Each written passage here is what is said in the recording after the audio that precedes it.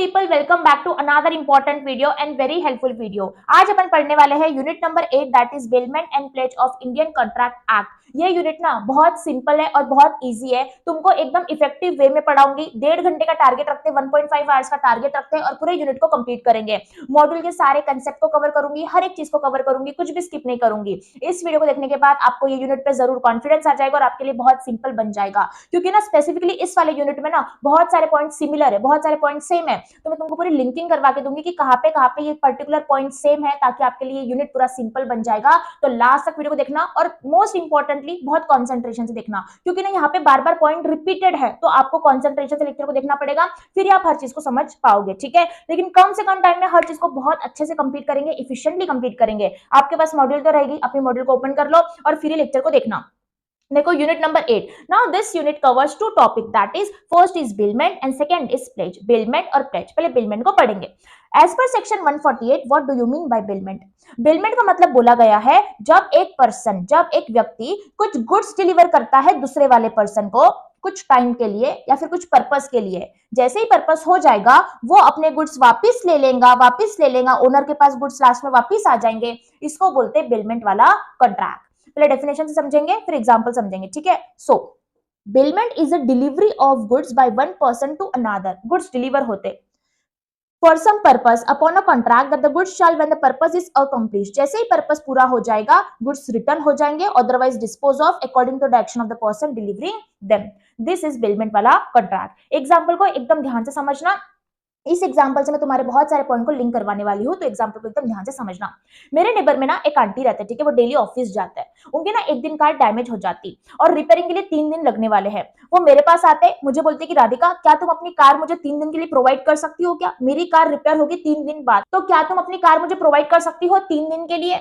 ये हो गया बिलमेंट वाला कॉन्ट्रैक्ट। यहाँ पे मैं मेरे नेबर को कार प्रोवाइड करने वाली हूँ 3 दिन के लिए, और जैसे ही 3 दिन हो जाएंगे मैं अपनी कार वापस ले लूंगी। मतलब बिलमेंट वाले कॉन्ट्रैक्ट में गुड्स डिलीवर किए जाते कुछ टाइम के लिए और वापस लिए जाते। मतलब यहाँ पे ओनरशिप ट्रांसफर नहीं होती, बस कुछ टाइम के लिए गुड्स का पोजेशन जाता है, फिर से लिया जाता है। दिस इज बिलमेंट वाला कॉन्ट्रैक्ट। जो गुड्स को ट्रांसफर करता है उसको बेलर बोला जाता है, जिसको गुड्स दिए जाते हैं उसको बेली बोला जाता है। दूसरा एग्जाम्पल समझना। मेरी जो ज्वेलरी बहुत पुरानी हो चुकी थी, मुझे उसको पॉलिशिंग करवाना था। मैं जाती हूँ ज्वेलरी लेके एक शॉपकीपर के पास उसको पॉलिशिंग करवाने के लिए। मुझे शॉपकीपर ने बोला कि मैम आप 2 दिन बाद आ जाओ, मैं ज्वेलरी को पॉलिश करवा दूंगा।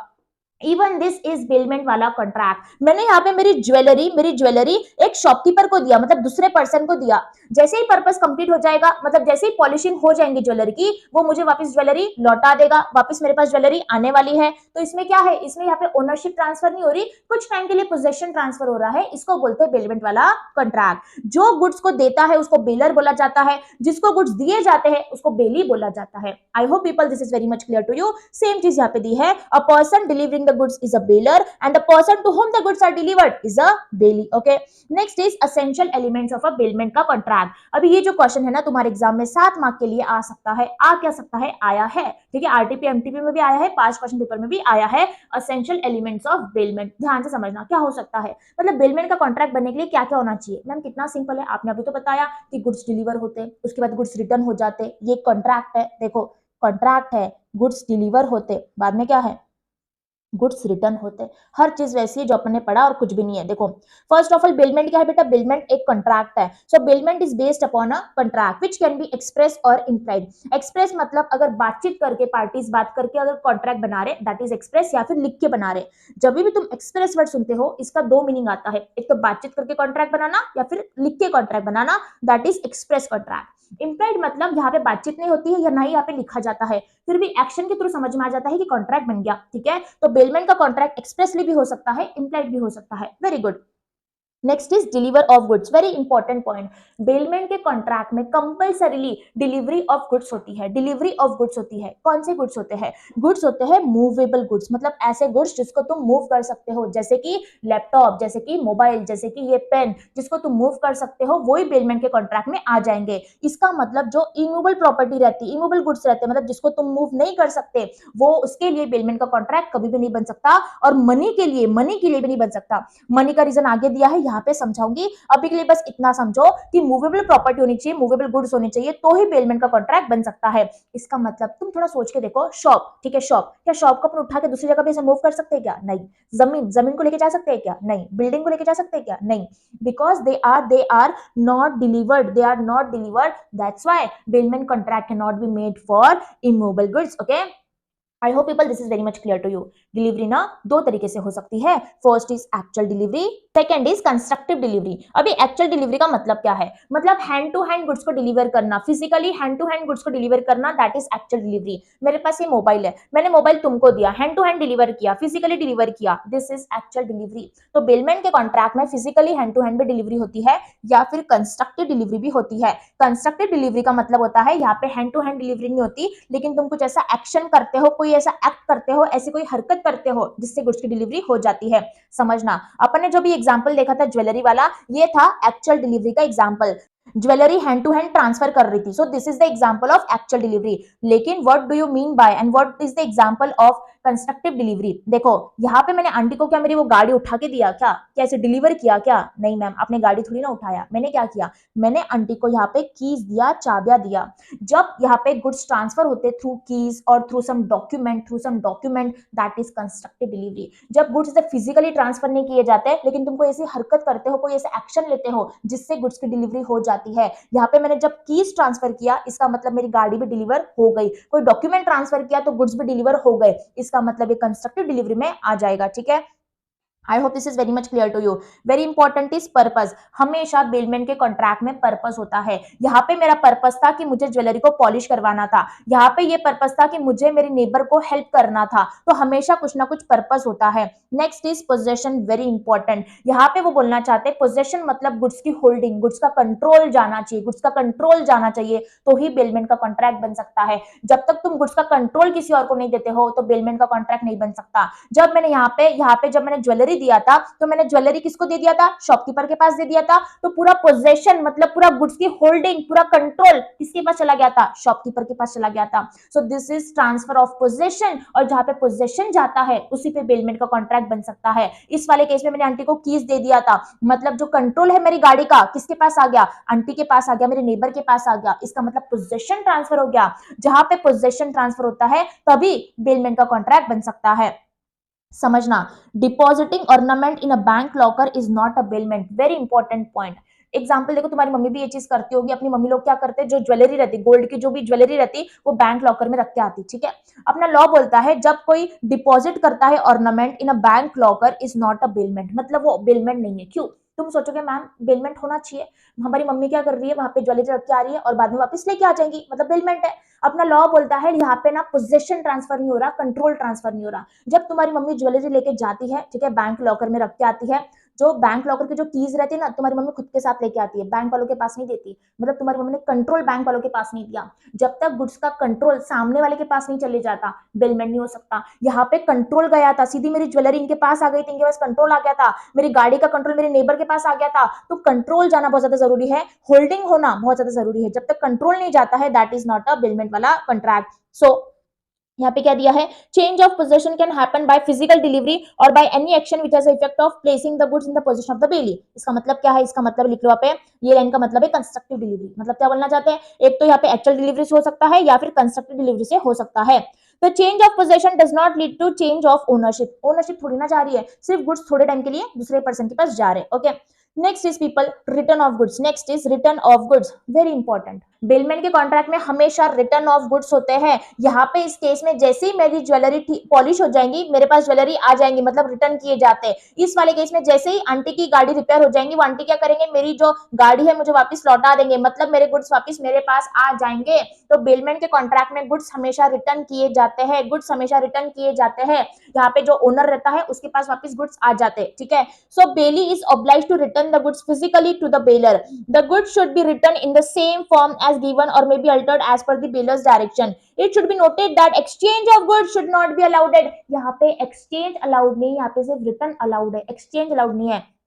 जो ज्वेलरी मैंने शॉपकीपर को दिया था वो सेम ज्वेलरी उसने मुझे बाद में देना चाहिए। मैं कोई दे रही हूँ दूसरी ज्वेलरी, वो कोई दूसरी ज्वेलरी देगा, चलेगा क्या? नहीं चलेगा। अपना लॉ बोलता है एक्सचेंज ऑफ गुड्स नहीं होने चाहिए, सेम गुड्स आने चाहिए। इसके लिए बेटा यहाँ पे मनी को एक्सक्लूड किया है, इसलिए यहाँ पे बोला है दैट मनी के केस में बेलमेंट नहीं बन सकता। क्यों? थोड़ा सोच के देखो, प्रैक्टिकली इन्होंने प्रॉपरली यहाँ पे डाला है। एग्जाम्पल, मैं बैंक में जाती हूँ डिपॉजिट करने के लिए पैसे, मैं 50,000 रुपए डिपॉजिट करती हूँ, ठीक है। 6 महीने बाद मैं जाती हूँ विड्रॉ करने के लिए मेरा पैसा लेने के लिए, तो मुझे सोच के बताओ, जो नोट्स, जो करेंसी, जो कॉइन्स मैंने दिया था डिपॉजिट करते टाइम, क्या 6 महीने बाद मुझे सेम करेंसी मिलेंगी, सेम नोट मिलेगी क्या? नहीं मैम, प्रैक्टिकली पॉसिबल नहीं है। आपने जो नोट दिया था वो सेम नोट आपको नहीं मिलने वाली, वो नोट तो कब का यूज भी कर लिया होगा बैंक ने किसी और के लिए, आपको दूसरी नोट मिलेगी विड्रॉ करते टाइम। इसलिए बोला गया है deposit of money in a bank is not a bailment, इसलिए मनी को एक्सक्लूड किया गया है, क्योंकि प्रैक्टिकली इट्स नॉट पॉसिबल कि आप जब भी किसी को मनी देते हो तो सेम मनी आपके पास आएगा। This is not possible. That's why bailment के contract में money exclude होता है. Okay. I hope people this is very much clear to you. Next is types of bailment. Very simple types of bailment. कभी-कभी bailment होता है baler के फायदे के लिए, कभी-कभी होता है बेली के फायदे के लिए, कभी-कभी होता है बेलर के फायदे के लिए, बेली के फायदे के लिए। अपने दोनों वाले एग्जांपल में क्या था पता है? ये वाला केस था। चलो देखते हैं एक बार, फटाफट से देखते हैं। ये वाले केस में किसका फायदा था बेलमेंट के कॉन्ट्रैक्ट में? यार मेरी नेबर की गाड़ी डैमेज हो गई थी तो मैंने मेरी गाड़ी उनको प्रोवाइड किया, तो किसका फायदा था? मेरा फायदा था कि उनका फायदा था? मैम इनका फायदा था, क्योंकि आपने इनको गाड़ी प्रोवाइड किया। मतलब यहाँ पे आंटी क्या है? आंटी यहाँ पे बेली है, तो यहाँ पे ये कॉन्ट्रैक्ट किसके फायदे के लिए बना था? यहाँ पे ये कॉन्ट्रैक्ट बना था for the exclusive benefit of the bailee, for the exclusive benefit of the Bailey. Okay, next is for the mutual benefit of the baler and the belly. अब इसका एग्जाम्पल समझना, इसका एग्जाम्पल समझना। अभी देखो, जब मैं शॉपकीपर के पास जाती हूँ मेरी ज्वेलरी पॉलिश करवाने के लिए, हम दोनों का फायदा है। कैसे? मेरी ज्वेलरी पॉलिश हो जाएंगी, ये मेरा फायदा है, इसको पैसा मिलेगा, ये इसका फायदा है। ये थोड़ी ना फ्री ऑफ कॉस्ट मेरे लिए करने वाला है, मेरे को इसको पैसा देना ही पड़ेगा। तो यहाँ पे इसका भी फायदा है, मेरा भी फायदा है, क्योंकि मुझे ज्वेलरी मिल रही है, उसको पैसा मिल रहा है। सो इसमें दोनों का फायदा हो गया। For the mutual benefit of the bailor and the bailee. Next is for the exclusive benefit of the bailor. Example को समझना। अभी ना मेरा पार्सल आना रहता, एक ऑनलाइन मैंने कुछ तो गुड्स मंगाए, उसकी डिलीवरी आने रहती, लेकिन मैं आउट ऑफ स्टेशन रहती, तो मैंने अपनी फ्रेंड को बोला, पूजा नाम है उसका, मैंने पूजा को बोला कि पूजा मेरा ऑनलाइन ऑर्डर आ रहा है, तू वो पार्सल ले ले, अपने पास ही रख ले। इसमें किसका फायदा हुआ? इसमें मेरा फायदा हुआ, क्योंकि मैं आउट ऑफ स्टेशन थी तो मेरे बदले मेरी फ्रेंड ऑनलाइन डिलीवरी लेने वाली है, पार्सल लेने वाली है। इसका मतलब इस केस में मेरा फायदा हुआ, बेलर का फायदा हुआ, जिसके गुड्स थे ना उसका फायदा हुआ, मेरा फायदा हुआ उसमें। ठीक है, I hope this is very much clear to you. This was not that important from exams point of view, but concept को समझ लो। ठीक है, अपन हर एक चीज को समझ लो तो इसको भी समझ लो। Next is gratuitous bailment and next is non gratuitous bailment. Very important word. Gratuitous bailment का मतलब होता है free of cost, free of cost. The word gratuitous means free of charge, मतलब free of cost. Gratuitous bailment के case में सामने वाले से पैसा चार्ज नहीं किया जाता। नॉन ग्रेटिट्यूस मतलब जहां पे पैसा चार्ज किया जाता है। ग्रेटिट्यूस मतलब जहां पे पैसा चार्ज नहीं किया जाता। नॉन ग्रेटिट्यूस मतलब जहां पे पैसा चार्ज किया जाता है। अभी ग्रेटिट्यूस का एग्जांपल क्या है? मैंने जब मेरी नेबर को गाड़ी प्रोवाइड किया था 3 दिन के लिए, मैंने इनसे पैसा चार्ज नहीं किया, तो ये हो गया ग्रेटिट्यूस बिलमेंट। मैंने फ्री ऑफ कॉस्ट प्रोवाइड किया उनको, तो ये फ्री ऑफ कॉस्ट वाला कॉन्ट्रैक्ट था, दैट इज ग्रेटिट्यूस बिलमेंट। इस वाले केस में मुझे पैसों का पेमेंट करना पड़ा इस शॉपकीपर को मेरी ज्वेलरी की पॉलिशिंग करवाने के लिए। So this is non gratuitous bailment. जहां पे पैसों का पेमेंट किया जाता है दैट इज नॉन ग्रेटिट्यूस, जहां पे पैसों का पेमेंट नहीं किया जाता है दैट इज ग्रेटिट्यूस। तो एक बार दिमाग में रख लो, एक बार दिमाग में रख लो, ग्रेटिट्यूस मतलब क्या होता है? Free of cost. क्या होता है? Free of cost. और नॉन क्या हो जाएगा? उसका अपोजिट, पैसा चार्ज करना। ठीक है, अपोजिट है वो दोनों। I hope people this is very much clear to you. This is very much clear to you. Next is duties of the bailor. Duties of the bailor के पहले ना अपन ना प्लेज का मीनिंग समझते हैं, क्योंकि मैं तुमको ना प्लेज के पॉइंट के साथ उसको लिंक करवाऊंगी, हर एक चीज लिंक करवाऊंगी। अभी ध्यान से हर एक चीज को समझना। प्लेज पे जाते हैं, प्लेज का सिर्फ मीनिंग समझाऊंगी, फिर हर एक पॉइंट्स को एकदम लिंक करवाऊंगी, क्योंकि सारे इसमें सेम पॉइंट है, सिमिलर है। ठीक है, now what do you mean by pledge? Pledge का मतलब क्या होता है? पता है प्लेज क्या है? एक स्पेशल टाइप ऑफ बिलमेंट है। प्लेज का हिंदी में मीनिंग क्या है? गिरवी रखना, चीजें गिरवी रखना, दैट इज प्लेज। ये है one kind of special type of bailment. अब बिलमेंट ऑफ गुड्स क्या है? अब बिलमेंट ऑफ गुड्स इसको बोला जाता है स्पेशल टाइप ऑफ बिलमेंट। बिलमेंट एक बहुत बड़ा कंसेप्ट है, प्लेज एक छोटा सा कंसेप्ट है। क्यों? क्योंकि यहाँ पे चीजें गिरवी रखी जाती है। मतलब क्या होता है? देखो, जैसे एग्जांपल इस लेडी को लोन चाहिए 5 लाख रुपए का। ठीक है, 5 लाख रुपए का लोन चाहिए, तो ये बैंक वालों के पास जाती है लोन लेने के लिए। बैंक वालों ने बोला कि हमको कुछ तो सिक्योरिटी चाहिए, तो लेडी ने क्या किया, अपने अपने बैंगल्स दिए, अपने गोल्ड के बैंगल्स दिए एज अ सिक्योरिटी पर्पस। समझना, यहाँ पे लेडी क्या कर रही है, यहाँ पे वन पर्सन दूसरे पर्सन को कुछ गुड्स ट्रांसफर कर रहा है, वो यहाँ पे बैंगल ट्रांसफर कर रही है। Are you getting? और अगर इसने लोन का पेमेंट कर दिया तो बैंक वाले क्या करेंगे, बैंक वाले इसको फिर से अपनी बैंगल्स लौटा देंगे। Are you getting? तो बैंगल थोड़े टाइम के लिए जा रहे हैं, वापस आ जाएंगे, मतलब ये तो बिलमेंट हो गया, बिलमेंट हो गया। लेकिन प्लेज यहाँ पे अलग वर्ड क्यों दिया है, क्योंकि यहाँ पे प्लेज एक अलग वर्ड दिया है, क्योंकि स्पेशल टाइप ऑफ बिलमेंट है। हमेशा प्लेज के केस में लाइबिलिटी का पेमेंट करने के लिए प्लेज किया जाता है, for the payment of the debt और the performance of the promise. Liability का पेमेंट करने के लिए, कॉन्ट्रैक्ट पूरा करने के लिए प्लेज किया जाता है। बेलमेंट तो देखो कोई भी केस में हो सकता है। आंटी मेरे पास आए हेल्प मांगने के लिए, मैंने बेलमेंट कर दिया, मतलब मैंने मेरी गाड़ी उनको दे दिया, वहां पे थोड़ी ना मेरी कोई लाइबिलिटी थी, मेरी क्या कोई लाइबिलिटी थी क्या? नहीं मैम, आपके कुछ लाइबिलिटी नहीं थी। लेकिन प्लेज के केस में एक चीज याद रखना, ये बिलमेंट का कॉन्ट्रैक्ट ही है, लेकिन यहाँ पे क्या होता है, पेमेंट फॉर डेट, मतलब अगर किसी की कुछ लाइबिलिटी है उसको देने के लिए प्लेज किया जाता है, गिरवी रखा जाता है। तो one kind of special type of bailment है ये, ठीक है। तो बिलमेंट बहुत बड़ा कंसेप्ट है, प्लेज एक छोटा कंसेप्ट है। बिलमेंट कोई भी केस में हो सकता है, लेकिन प्लेज सिर्फ कब हो सकता है, अगर पेमेंट करना है, लाइबिलिटी का पेमेंट करना है तो ही हो सकता है। इस केस में इस लेडी को लोन चाहिए था, तो उसने क्या किया, अपने गोल्डन के बैंगल्स यहाँ पे गिरवी रख दिया। So this is pledge, this is pledge. जो यहाँ पे गिरवी रखता है, जो यहाँ पे गुड्स को देता है, उसको पाउनर बोला जाता है। सेम बिलमेंट जैसा, उसको क्या बोला जाता है, पाउनर बोला जाता है। जिसको गुड्स दिए जाते हैं, जिसको सिक्योरिटी दी जाती है, उसको पाउनी बोला जाता है। क्या बोला जाता है, पाउनी। सो इसको समझना, the bailment of goods as security for payment of a debt or performance of a promise is called pledge. The bailer in this case is pawner and the bailee in this case is pawnee. जैसा आपने उसमें पढ़ा था, जो goods देता वो क्या रहता, बेलर रहता, तो यहाँ पे पाउनर रहता। जिसको गुड्स मिल जाते वो क्या रहता, वहां पे बेली रहता, तो यहाँ पे क्या है, पाउनी रहता। ठीक है, I hope this is very much clear to you. Ma'am आपने बीच में प्लेज क्यों समझा दिया, क्योंकि बेटा यहाँ पे जो मोस्ट ऑफ द पॉइंट है ना, ये ड्यूटीज वगैरह जो मोस्ट ऑफ द पॉइंट है, जो हमें बेली और बेलर में है ना, सेम पॉइंट है। मैं तुमको सीधा लिंकिंग करवा दूंगी हर एक पॉइंट की, मतलब तुम्हारा प्लेज भी साथ में ही हो जाएगा, ज्यादा करना ही नहीं पड़ेगा। इससे मैंने समझा दिया तुमको मीनिंग, ठीक है।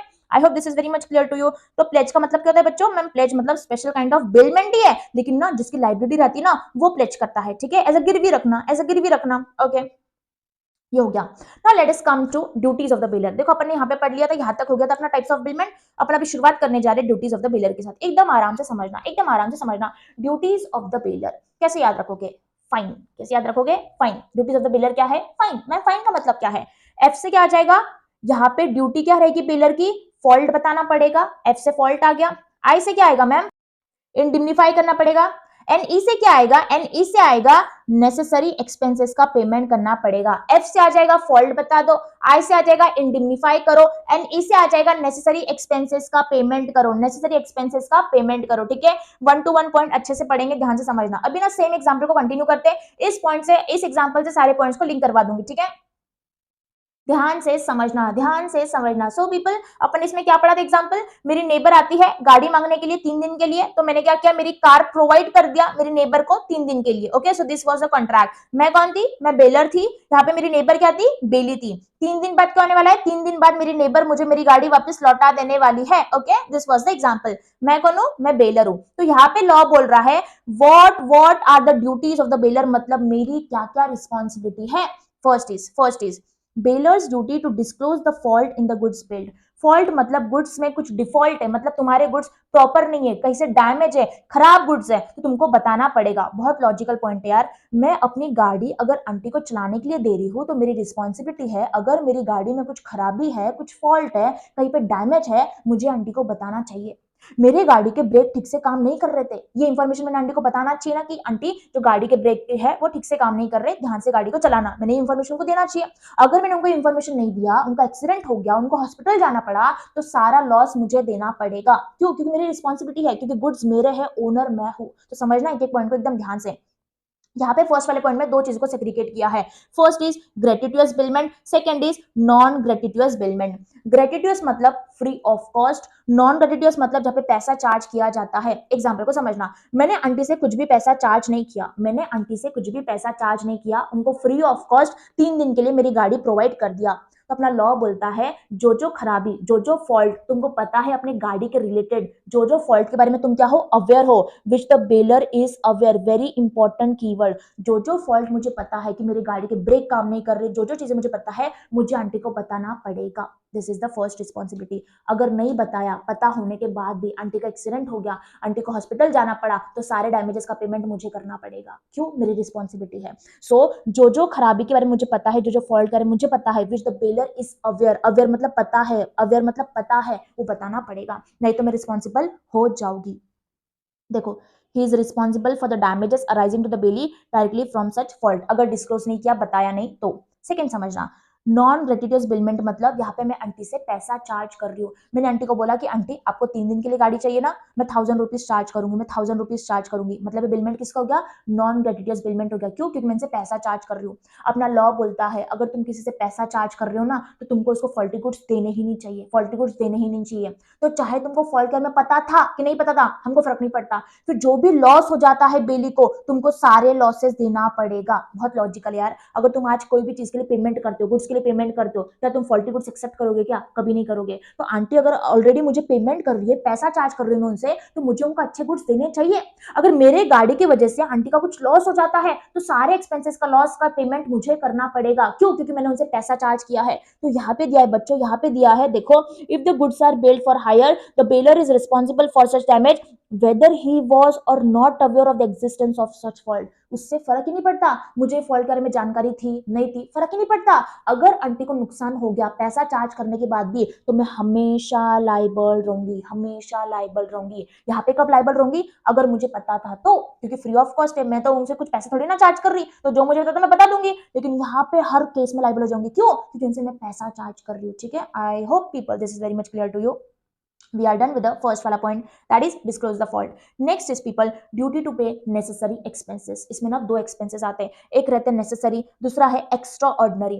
Necessary expenses मतलब day to day वाले expenses जो गुड्स चलाने के लिए हमेशा करने पड़ते हैं। extraordinary मतलब कभी कभार वाले expenses जो हमेशा नहीं होते। गाड़ी के केस में पेट्रोल के expenses क्या है? necessary expenses है, ये day to day वाले expenses है गुड्स को चलाने के लिए। लेकिन गाड़ी के केस में सर्विसिंग करवाना is a extraordinary expenses। क्या है बेटा? ये extraordinary expenses है, क्योंकि सर्विसिंग हमेशा नहीं करवाना पड़ता। अभी समझना इसमें क्या होगा, एकदम लॉजिकली मेरे हर एक लाइन को समझना। इसमें भी दो हिस्सों में डिवाइड किया है, first is gratuitous bailment, next is non gratuitous bailment. अपना लॉ बोलता है कि बेलर, अगर तुम्हारा इरादा था कि तुमको फ्री में कॉन्ट्रैक्ट करना है, ग्रेटिटुअस मतलब फ्री में कॉन्ट्रैक्ट करना है, तुमको पैसा चार्ज नहीं करना है, ठीक है, अगर तुमको इतना ही शौक है फ्री में कॉन्ट्रैक्ट करने का, फ्री में गाड़ी देने का, तो नेसेसरी एक्सपेंसेस भी तुम ही करोगे और एक्स्ट्राऑर्डिनरी भी तुम ही करोगे। मतलब मुझे आंटी को नेसेसरी एक्सपेंसेस भी देना पड़ेगा और एक्स्ट्राऑर्डिनरी भी देना पड़ेगा। क्यों? मेरा इरादा था फ्री में कॉन्ट्रैक्ट करने का, फ्री में कॉन्ट्रैक्ट करने का। तो जो वर्ड पे मैं फोकस कर रही हूँ ना वो बहुत इंपॉर्टेंट है। देखो, the bailor shall repay to the bailee the necessary expenses incurred by him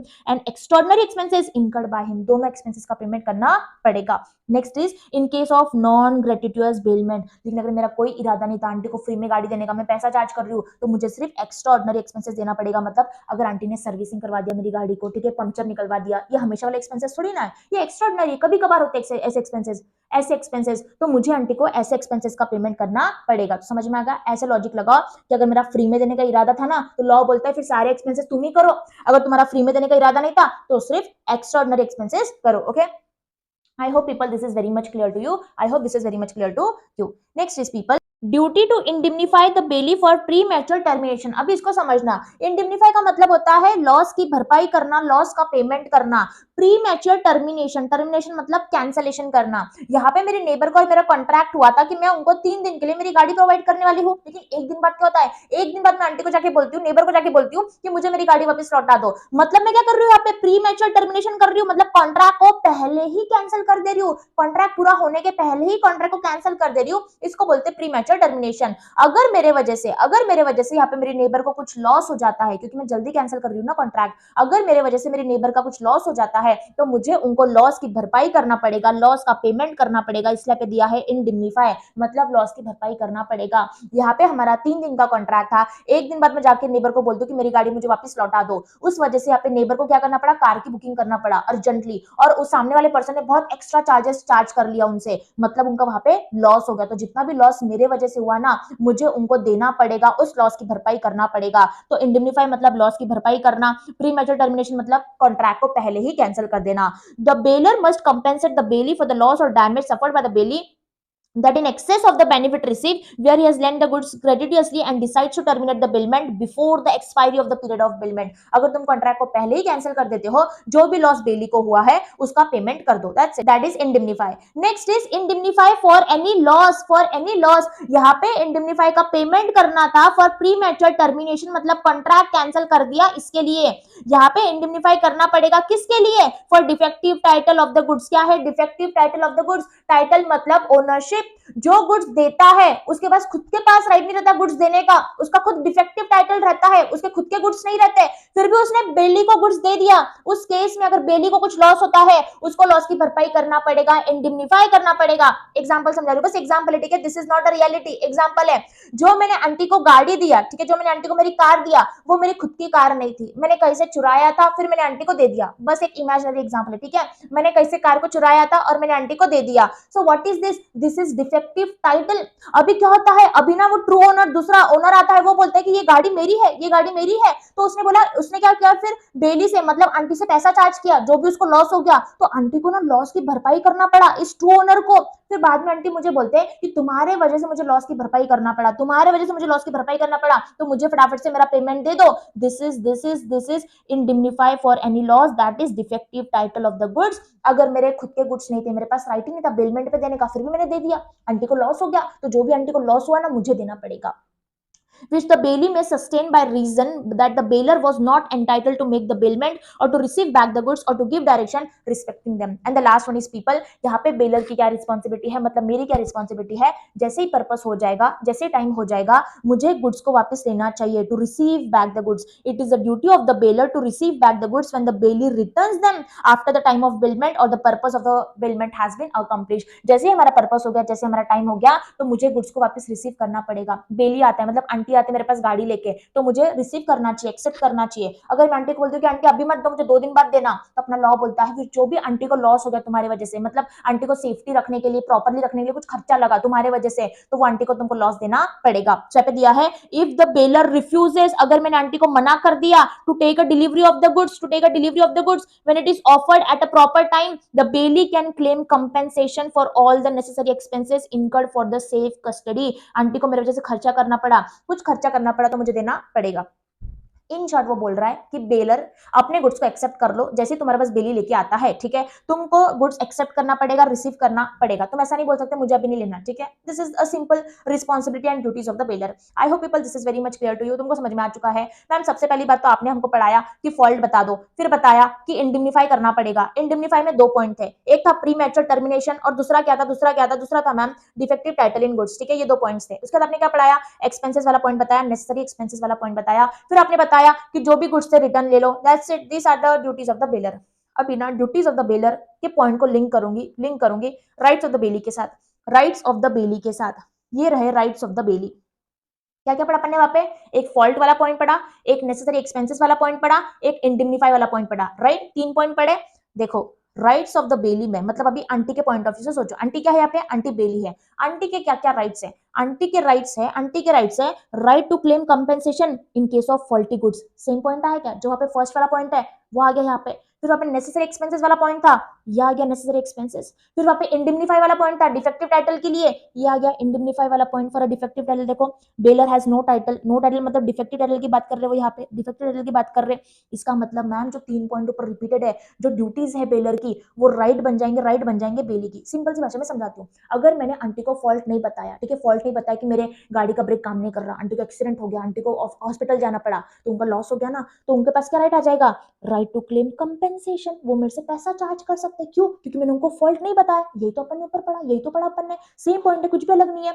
next is अपन ने पढ़ा था कि right to claim necessary expenses. मैंने क्या बताया तुमको कि जो बेलर है उसको एक्सपेंसेस देना पड़ेगा. ग्रेट्यूटोस में क्या करना पड़ेगा, नेसेसरी भी देना पड़ेगा, एक्स्ट्राऑर्डिनरी भी देना पड़ेगा. देखो एक बार में तुमको लर्न नहीं होगा, थोड़ा रिवाइज करना पड़ेगा, ठीक है बेटा, रिवाइज करना पड़ेगा, कोई बात नहीं, एक बार में लर्न नहीं होगा. बट बेटा मैंने तुमको यहाँ पे बताया था, देखो कि यहाँ पे ग्रेटिट्यूस के केस में क्या होता है, यहाँ पे नेसेसरी एक्सपेंसेस भी देने पड़ते हैं, एक्स्ट्राऑर्डिनरी भी देने पड़ते हैं। अपन वही बात कर रहे हैं, कोई बात नहीं, आप बाद में रिवाइज कर लेना, आपको समझ में आ जाएगा। आप बस ना अभी जो मैं पॉइंट्स लिंक कर रही हूँ उसको समझ लो, फिर जैसे ही लेक्चर होता है शांति से बैठ के एक बार पॉइंट्स को लिंक करना, आपको समझ में आ जाएगा। ठीक है, तो यहाँ पे दोनों एक्सपेंसेस देने पड़ते हैं बेलर को। हाँ, सेम चीज यहाँ पे रिपीटेड है, कुछ भी अलग नहीं है। तो यूनिट को बहुत बड़ा मत बनाओ, बहुत सिंपल यूनिट है। देखो सेम चीज है, in a gratuitous bailment the bailor shall repay to the bailee the necessary expenses and extraordinary expenses. आ गए के दोनों एक्सपेंसेस जो ऊपर दिया है, सेम चीज यहाँ पे दी है, सिर्फ वहां पे ड्यूटीज की तरफ से बताया है, यहाँ पे राइट की तरफ से बताया है, वहां पे बेलर की तरफ से बताया है, यहाँ पे बेली की तरफ से बताया है, बस कुछ भी अलग नहीं है।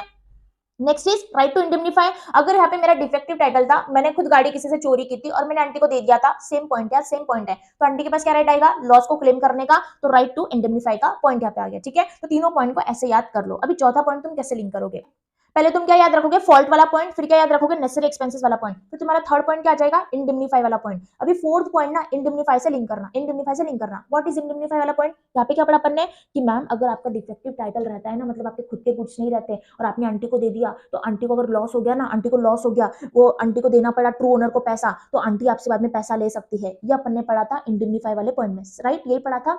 नेक्स्ट पॉइंट को ऐसे लिंक करो, नेक्स्ट पॉइंट को ऐसे लिंक करो, देखो right to apply to court to decide the title of the goods, to decide the title of the goods. अभी ये ओनर आके बोल रहा है कि ये गाड़ी मेरी है, मैं बोल रही हूँ नहीं आंटी ये गाड़ी मेरी है, ये झूठ बोल रहा है, हम दोनों में झगड़ा चल रहा है, बहुत ज्यादा फाइट चल रही है, तो आंटी कंफ्यूज हो गई कि गाड़ी है किसकी, ये बोल रही है इसकी गाड़ी है, ये बोल रहा है इसकी गाड़ी है, गाड़ी है किसकी। तो आंटी के पास पता है क्या राइट है, आंटी कोर्ट में जा सकते हैं, right to apply to court to decide the title. Aunty जज साहब को बोलेंगे जज साहब ये बोल रहा है गाड़ी इसकी, ये बोल रहा है गाड़ी इसकी है, आप डिसाइड करो अभी किसकी गाड़ी है, मेरा कोई लेने देना नहीं है अभी इसमें। So what she is doing, she is applying to the court to decide the title of the goods. तो आंटी के पास ये चौथा राइट आ जाएगा। ऐसे पॉइंट को लिंक करो यार, अपने को ना पहले फॉल्ट वाला पॉइंट याद आना चाहिए, फॉल्टी गुड्स वाला, उसके बाद एक्सपेंसेस वाला, फिर इंडेमनीफाई वाला, फिर डिफेक्टिव टाइटल से ना यहाँ पे आ जाओ, right to apply to the good. ऐसे पॉइंट को याद करो, फिर तुमको पॉइंट्स लर्न हो जाएंगे। ठीक है, उसके बाद एक पॉइंट बचा है लास्ट वाला, right to deliver the goods to any of the joint bailors. Who are joint bailors, जब दो या दो से ज्यादा लोग एक साथ अगर गुड्स को ओन करते, एक साथ गुड्स को ओन करते, उसको बोलते हैं जॉइंट बेलर्स। क्या बोलते हैं, जॉइंट बेलर्स। अभी मेरी बात एकदम ध्यान से समझना, ये जो कार थी, ये जो कार थी,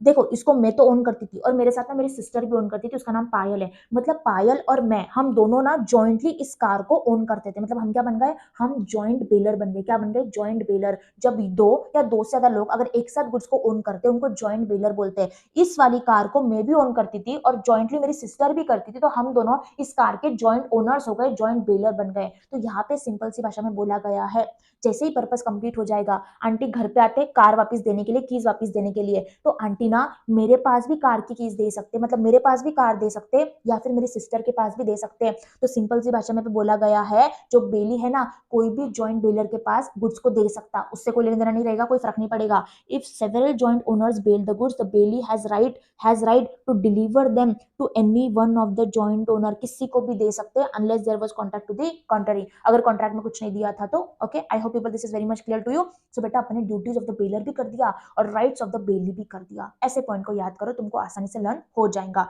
तो ड्यूटीज ऑफ द बेलर भी हो गया, राइट्स ऑफ द बेली भी हो गया।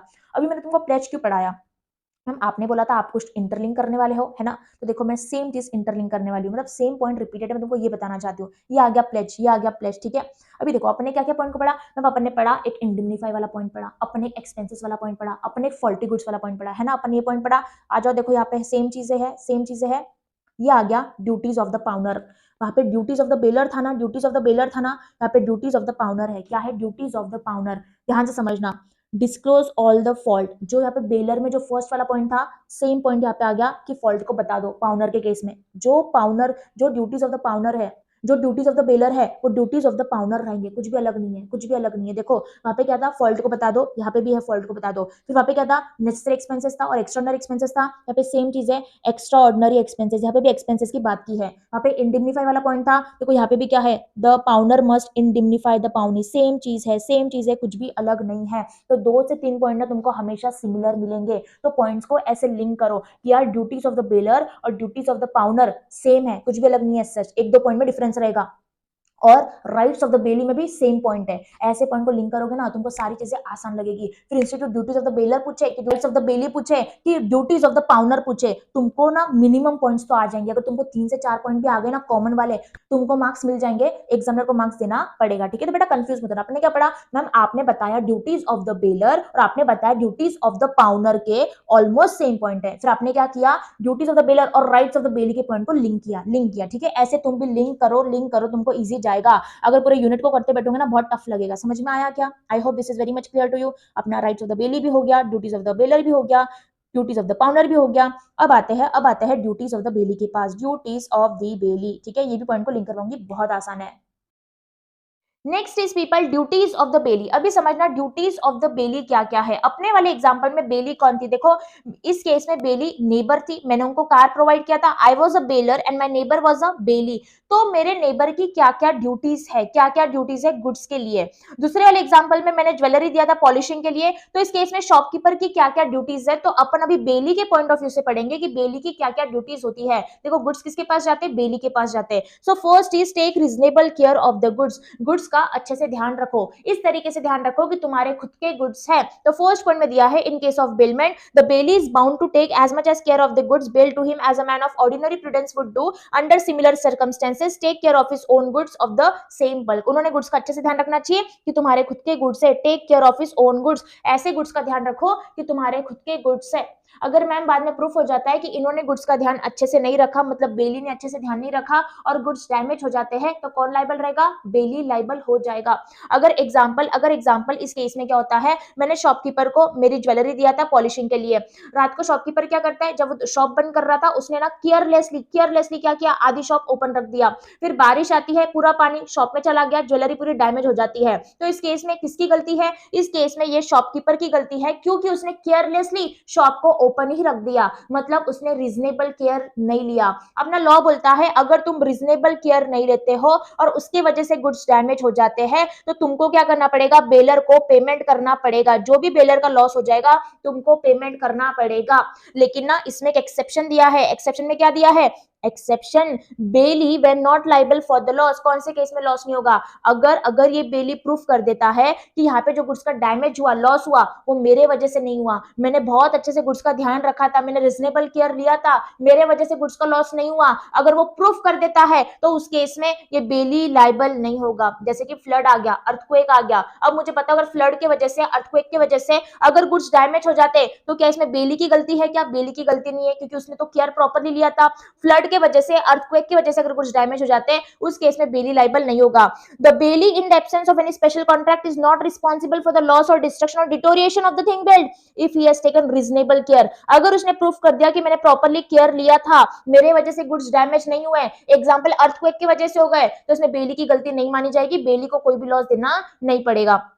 Second is people not to make inconsistent use of goods. Not to make inconsistent use of goods मतलब अगर तुमको कोई गुड्स दिए गए हैं, बेलर ने बेली को कोई गुड्स दिया है, तो जो पर्पस के लिए दिया है उसी पर्पस के लिए गुड्स को यूज करो, कोई और पर्पस के लिए यूज मत करना। मैंने यहाँ पे मेरी नेबर को कार दिया था, गाड़ी दिया था ऑफिस जाने के लिए, मुझे बाद में पता चलता है वो वैकेशन पे जा रही है, वो घूम रही है मेरी कार लेके, तो ये क्या हो गया? मतलब जिस पर्पस के लिए मैंने गाड़ी दिया था उस पर्पस के लिए गाड़ी को यूज नहीं कर रही। यहाँ पे मैंने इस शॉपकीपर को मेरी ज्वेलरी दिया था इसको पॉलिशिंग करवाने के लिए, शॉपकीपर ये ज्वेलरी घर पे लेके जाता है, वो अपनी डॉटर को देता है कि ये तू पहन के देख, अपनी वाइफ को बोल रहा है तू पहन के देख। ऐसा चलता है क्या? ऐसा नहीं चलता है। अपना लॉ बोल रहा है इनकंसिस्टेंट यूज मत करो, जो चीज के लिए तुमको गुड्स दिए गए थे बस उसी चीज के लिए यूज करो। अगर बाद में पेलर को पता चल गया कि तुमने इनकंसिस्टेंट यूज किया गुड्स का, मतलब प्रॉपरली गुड्स का यूज नहीं किया, तो बेलर क्या कर सकता है? सेक्शन 154 में दिया है और सेक्शन 153 में भी दिया है क्या?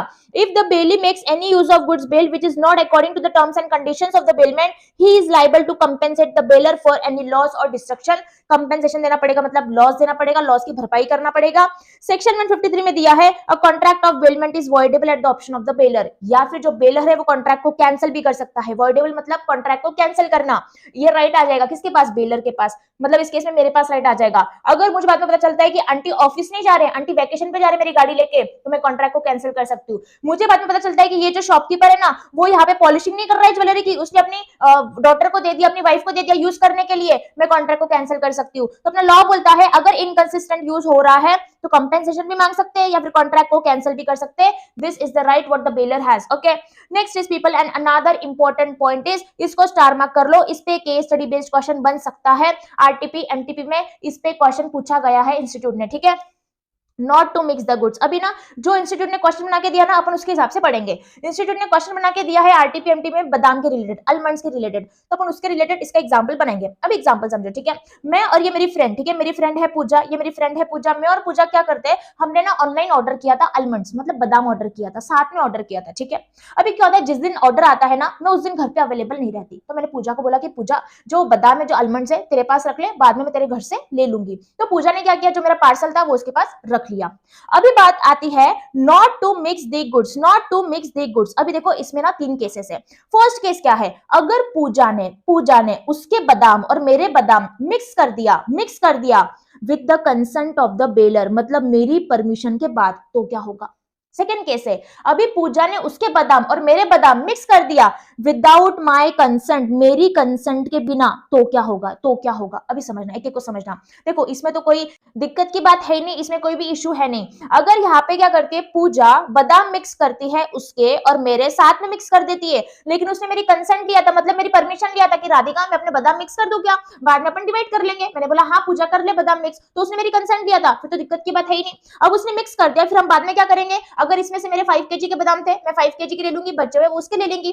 सो this is what is given in point number 1। If bailee mixes the goods bailed with his own goods, अगर वो मिक्स कर देती है with the consent of the bailor, मतलब मेरी कंसेंट से, both the party shall have interest in the proportion to the respective share in the mixture. बहुत simple सी बात है, इसका मतलब क्या है, प्रोपोर्शन मतलब क्या है दिया यहाँ पे बोला गया है, अगर उस बादाम में से अगर 5 kg के बादाम, 5 kg बादाम अगर मेरे वाले थे, मैं मेरे बादाम को निकाल लूंगी, उसके जितने थे वो उसके निकाल लेंगे, इन शॉर्ट डिवाइड कर लेंगे जिसके भी जितने बादाम थे, that's it. This is the first वाला केस, इसमें कुछ हार्ड एंड फास्ट नहीं था।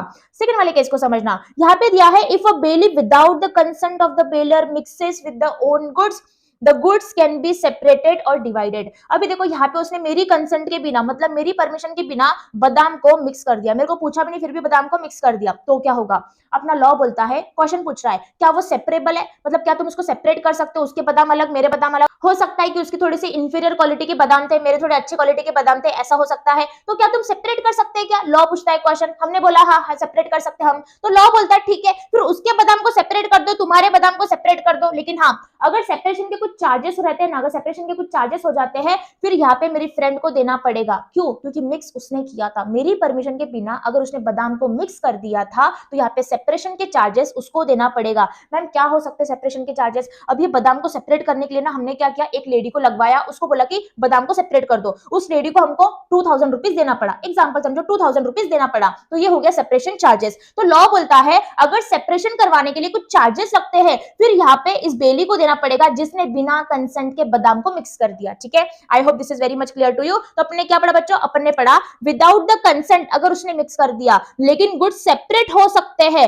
तो सेपरेट कर दिए जाएंगे, अपने अपने गुड्स ले लेंगे। लेकिन अगर सेपरेशन चार्जेस रहते हैं, यहाँ पे दिया देखो, but the bailee is bound to bear the expenses of separation और डिवीजन और any damage arising from the mixture, किसको बियर करना पड़ेगा, बेली को देना पड़ेगा सेपरेशन चार्जेस। अब थर्ड वाले केस में आता है, देखो यहाँ पे बेली ने क्या किया, without the consent of the bailor, मतलब मेरे परमिशन के बिना बादाम को मिक्स कर दिया, लेकिन it is impossible to separate the goods separate नहीं किए जा सकते, तो क्या होगा। यहाँ पे एग्जांपल इसने क्या किया पता है, इसने दोनों बादाम को मिक्स कर दिया और बादाम का पाउडर बना दिया, मिक्स कर दिया पूरा। अब मुझे बताओ जो बादाम का पाउडर बना दिया, क्या उसको अपन सेपरेट कर सकते हैं क्या, नहीं कर सकते। अपना लॉ बोलता है अगर तुमने गुड्स को मिक्स कर लिया और उसको सेपरेट नहीं कर सकते, उसको अलग नहीं कर सकते, इसने पाउडर बना दिया पूरे बादाम का, अब वो सेपरेट नहीं हो सकता।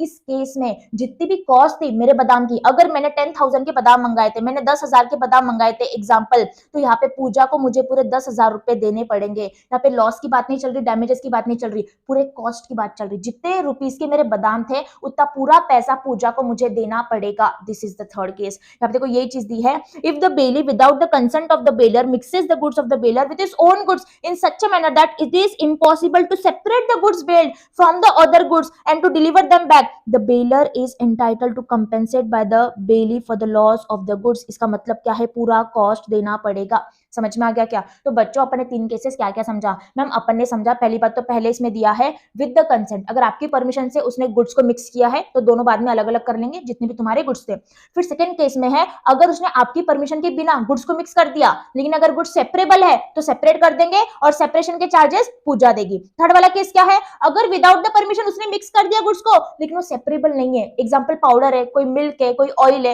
ये सेपरेबल नहीं हो सकते।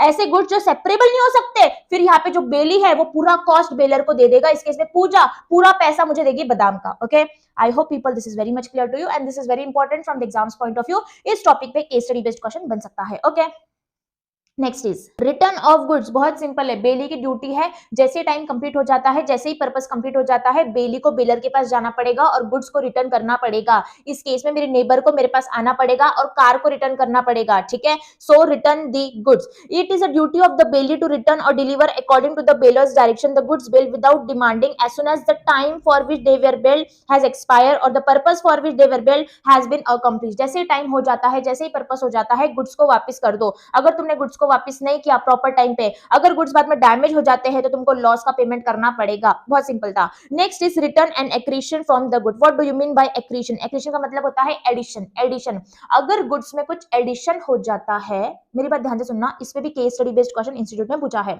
अगर गुड्स में कुछ एडिशन हो जाता है तो बेली को सारा addition as well as the main goods वापस करना पड़ेगा बेलर के पास। बेलर के पास इंस्टीट्यूट ने जो एग्जांपल दिया है केस स्टडी बेस्ड क्वेश्चन बना के, वही एग्जांपल तुमको बताऊंगी। अभी देखो यहाँ पे मिस्टर ए था, example he is mister A.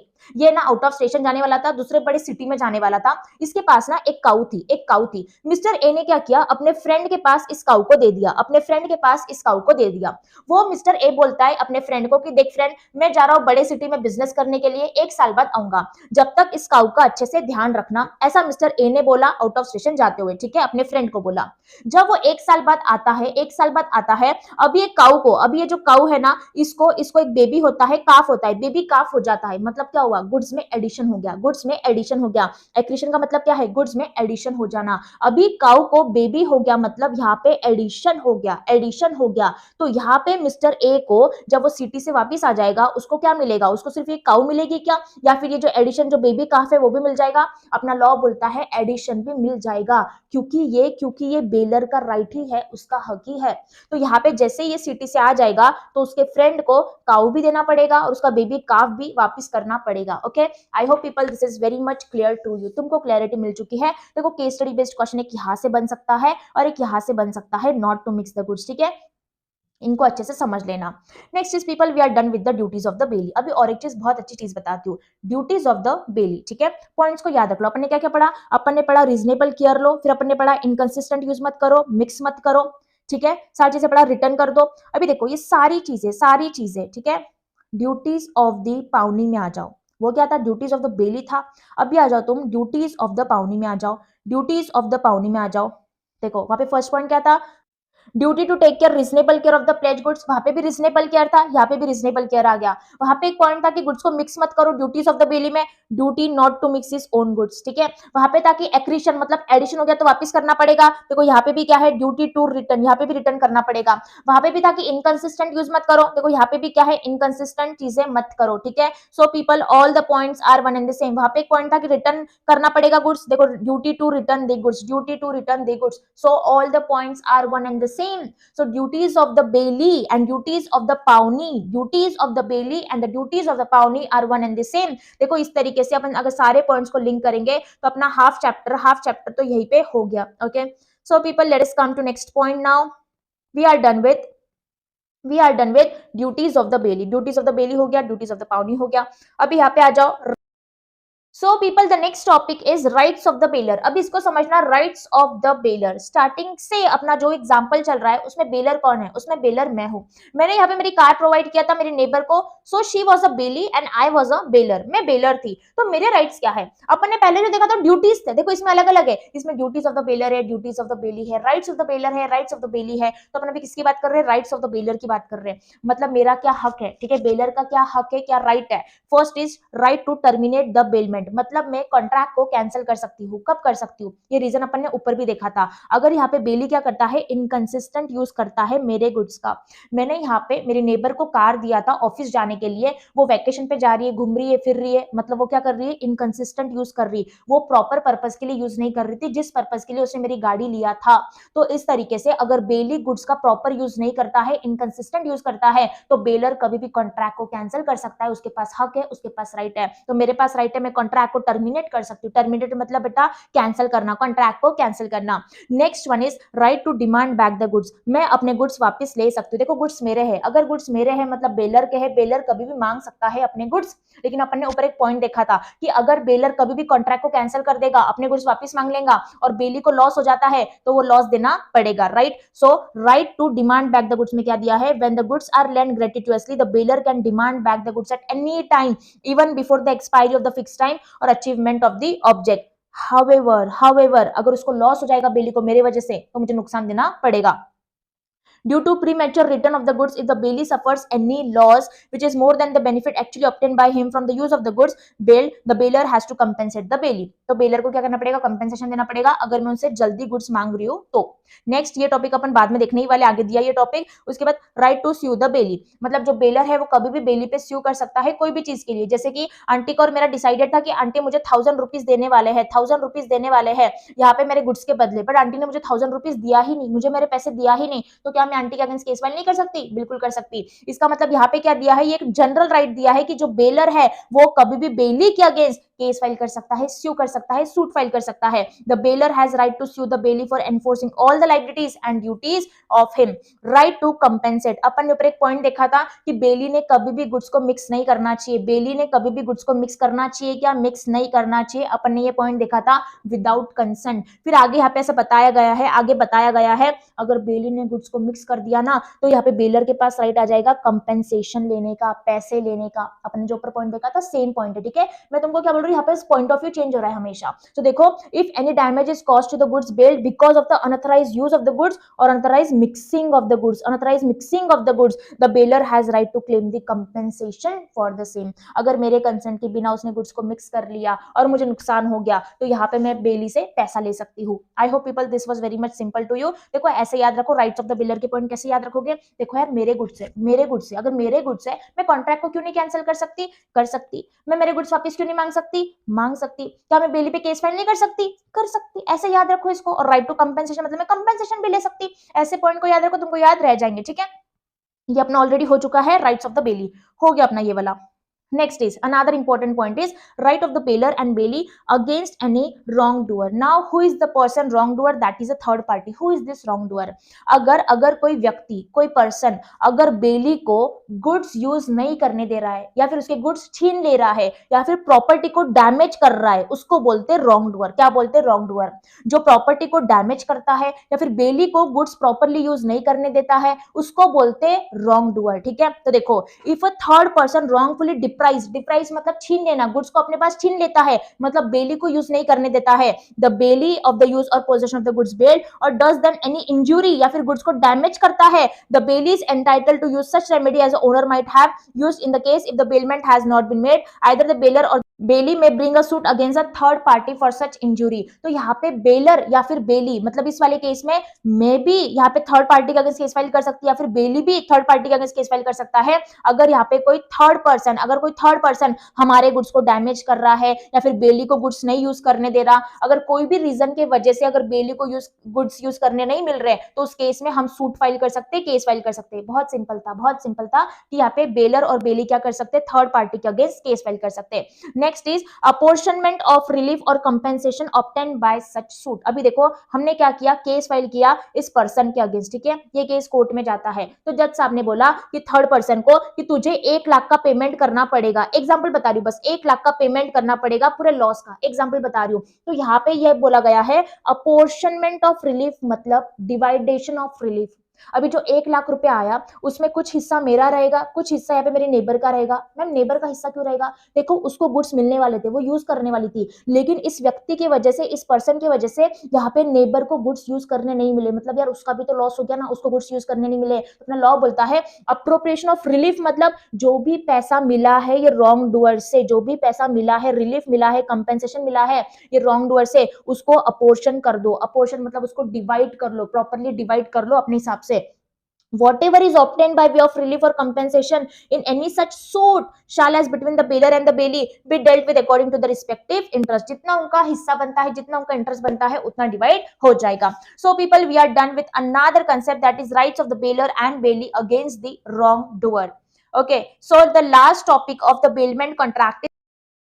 So next topic is people termination of the bailment. Termination का मतलब होता है कैंसलेशन। तो बेलमेंट का कॉन्ट्रैक्ट कब कैंसिल होगा? बहुत सिंपल है, अगर तुम्हारा कॉन्ट्रैक्ट एक फिक्स पीरियड के लिए बना था, स्टिपुलेटेड मतलब पहले से फिक्स पीरियड के लिए बना था। जैसे हमारे केस में मैंने आंटी को गाड़ी प्रोवाइड किया था 3 दिन के लिए, तो हमारा कॉन्ट्रैक्ट कितने दिन के लिए था? 3 दिन के लिए था, मतलब स्टिपुलेटेड पीरियड के लिए था। तो जैसे ये फिक्स पीरियड हो जाएगा, कॉन्ट्रैक्ट कैंसिल हो जाएगा। This is the first reason. और बेटा ये भी क्वेश्चन बहुत इंपॉर्टेंट है, इंस्टीट्यूट पूछ सकती है सीधा 7 मार्क्स के लिए या फिर 4 मार्क्स के लिए। देखो क्या होता है, अगर इंस्टीट्यूट को पेपर लेंदी बनाना है तो ये क्वेश्चन 4 मार्क्स के लिए आएगा, इंस्टीट्यूट को पेपर नॉर्मल बनाना है तो सेम क्वेश्चन 7 मार्क्स के लिए आएगा। तो इंस्टीट्यूट के ऊपर डिपेंड करता है वो कैसे पूछती है, कभी 4 मार्क्स के लिए पूछती है, कभी 7 मार्क्स के लिए पूछती है, वो उन पे डिपेंड करता है। अगर उनको बहुत लेंदी पेपर निकालना है ना, तो जो क्वेश्चन 7 मार्क का है ना वो 4 मार्क के लिए पूछ लेती, ठीक है। तो ये क्वेश्चन 7 मार्क के लिए भी आ सकता है, 4 मार्क के लिए भी आ सकता। तो देखो कॉन्ट्रैक्ट कब होता है कैंसिल? स्टिपुलेटेड पीरियड के बाद, या फिर on fulfilment of the purpose. अगर तुम्हारा कॉन्ट्रैक्ट कुछ स्पेसिफिक पर्पस के लिए बना है, जैसे मेरे केस में मैंने उसको ज्वेलरी दिया था फॉर पॉलिशिंग, तो जैसे ही पर्पस कंप्लीट हो जाएगा हमारा कॉन्ट्रैक्ट कैंसिल हो जाएगा। If the goods were delivered for a specific purpose, a bailment shall terminate on the fulfilment of that purpose. जैसे ही पर्पस कंप्लीट हो जाएगा कॉन्ट्रैक्ट टर्मिनेट हो जाएगा।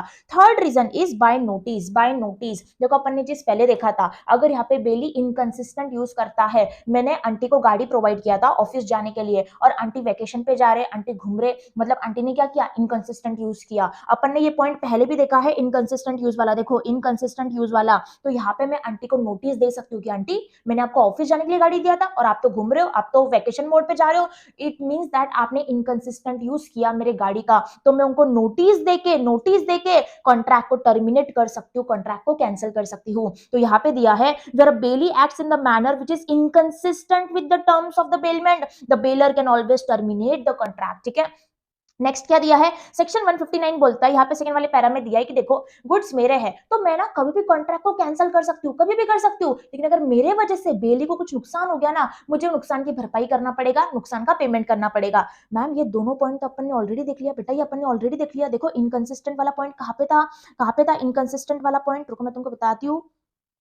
देखो यहाँ पे है not to make inconsistent use, जो फर्स्ट पैरा है ना वो यहाँ पे, देखो ये यहाँ पे आ गया फर्स्ट वाला पैराग्राफ। और सेकंड वाला पॉइंट क्या था? अगर यहाँ पे मैं क्या कर सकती हूँ? प्री मैच्योर टर्मिनेशन कर सकती हूँ। देखो प्री मैच्योर टर्मिनेशन कर सकती हूँ, मतलब मैं कॉन्ट्रैक्ट को पहले कैंसिल कर सकती हूँ। और अगर यहाँ पे बेली को लॉस हो गया तो लॉस की भरपाई करना पड़ेगा। मतलब वो दोनों पॉइंट रिपीटेड है, एक यहाँ का पॉइंट उठाया, देखो सेक्शन 159 बच्चों, सेक्शन 159 यहाँ पे क्या है, टर्मिनेशन में क्या है, इधर गया यार ये सेक्शन, हाँ देखो सेक्शन 159, देखो सेक्शन 159 सेम है, कुछ भी अलग नहीं है, इसलिए मैंने बोला पॉइंट्स बहुत बार रिपीटेड है, आपको वो लिंक लगाना पड़ेगा। एक बार लिंक लगा लो, यूनिट आपको बहुत सिंपल लगेगा। उसके बाद डेथ, अगर यहाँ पे बेलर की डेथ हो जाती है या फिर बेली की डेथ हो जाती है तो बेलमेंट का कॉन्ट्रैक्ट तुरंत कैंसिल हो जाएगा। ऑब्वियसली यार अगर लोग ही नहीं बचे, पर्सन ही नहीं बचे तो कॉन्ट्रैक्ट क्या टिकेगा, कॉन्ट्रैक्ट कैंसिल हो जाएगा। Next is destruction of the subject matter. Subject matter मतलब गुड्स, सब्जेक्ट मैटर मतलब गुड्स। इस केस में जो गुड्स के लिए हमने बेलमेंट का कॉन्ट्रैक्ट बनाया था, बेलमेंट के कॉन्ट्रैक्ट में हमेशा गुड्स इन्वॉल्व रहते हैं, जो गुड्स के लिए हमने बेलमेंट का कॉन्ट्रैक्ट बनाया था वो डिस्ट्रक्ट हो जाते, वो डैमेज हो जाते, वो डिटोरिएट हो जाते, उस केस में बेलमेंट का कॉन्ट्रैक्ट भी कैंसिल हो जाएगा। जैसे कि मेरी कार वो फ्लड में पूरी डैमेज हो गई, अर्थक्वेक की वजह से पूरी डैमेज हो गई, या फिर अर्थक्वेक रीजन हो सकता है, फ्लड रीजन हो सकता है, या फिर एक्सीडेंट रीजन हो सकता है। जैसे जो सब्जेक्ट मैटर था मतलब जो गुड्स था, अगर वो गुड्स ही नहीं बचा तो बेलमेंट का कॉन्ट्रैक्ट कैंसिल हो जाएगा। क्यों? क्योंकि हमेशा बेलमेंट का कॉन्ट्रैक्ट एक ही चीज के ऊपर डिपेंडेंट रहता है, that is goods, that is goods. अगर गुड्स ही नहीं बचे, बेलमेंट का कॉन्ट्रैक्ट कैंसिल हो जाएगा। A bailment is terminated if the subject matter of the bailment is destroyed or there is a change in the nature of the goods which makes it is impossible to be used for the purpose of bailment. So people, we are done with the termination of the bailment. बहुत simple था, अगर fix time था, time खत्म हो गया, purpose के लिए था, पर्पस हो गया, बाय नोटिस कर दिया, या फिर डेथ हो गई, या फिर डिस्ट्रक्शन ऑफ सब्जेक्ट मैटर हो गया। So we are done with termination of the bailment. अभी पहले प्लेज पे आ जाओ, प्लेज पे आ जाओ। देखो अपन ने प्लेज के लिए क्या पढ़ा था बच्चों, मैम अपन ने पढ़ा था, आपने ने एक वर्ड बताया था हमको, गिरवी रखना। अगर कोई गुड्स गिरवी रखे जाते हैं पैसा लेने के लिए, लाइबिलिटी का पेमेंट करने के लिए, उसको प्लेज बोलते हैं, ठीक है।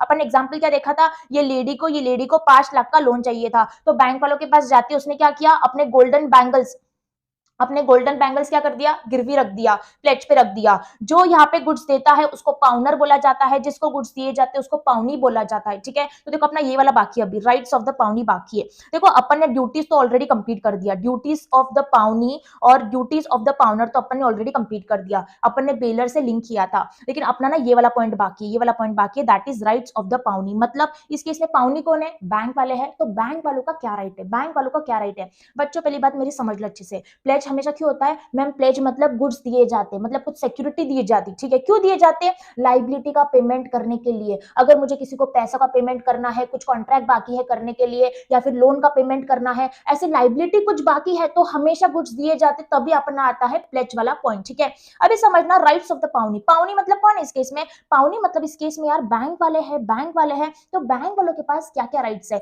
तो हमेशा पाउनी के पास क्या क्या राइट्स रहता है।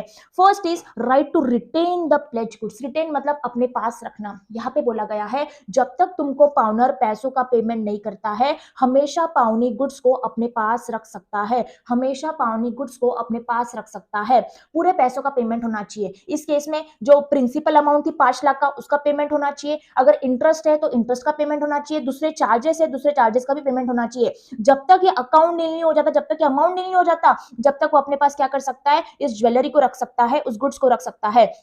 The pawnee may return the goods pledge not only for the payment of the debt or performance of the promise, but for the interest of the debt and all necessary expenses. वो ब्याज के लिए भी, amount के लिए भी, all expenses के लिए भी वो क्या कर सकता है, गुड्स को रिटेन रख सकता है। Okay, next is people right to retention for subsequent date. Subsequent मतलब बाद में लिया हुआ डेट। ये वाले पॉइंट में बोला है अगर तुम्हारे कॉन्ट्रैक्ट में अलाउडेड है, अगर तुम्हारे कॉन्ट्रैक्ट में अलाउडेड है। और क्या होता है पता, देखो एग्जाम्पल बता रही हूँ, समझना।